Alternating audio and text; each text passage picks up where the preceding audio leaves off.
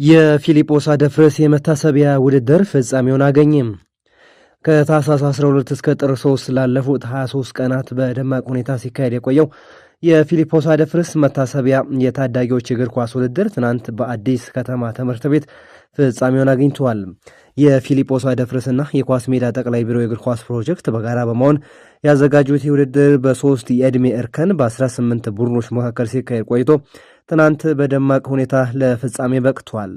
በውድድሩ ከ15 ዓመትና ከ13 ዓመት በታች አይቤክስ የዋንጫ ባለቤት መሆን ሲችል በ17 ዓመት በታች ኳስ ሜዳ ጠቅላይ ቢሮ ፕሮጀክት አሸናፊ ሆኗል።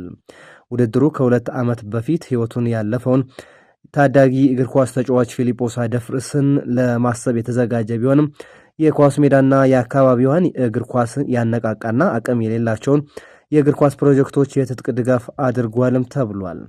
ይህ ውድድር በርካታ ተሰጥኦ ያላቸው ታዳጊዎች የታዩበት ሲሆን በአንድ ፊሊጶስ ስም በርካታ ፊሊጶሶችን ማፍራት እንደሚቻል ያሳየ መሆኑ ተገልጿል።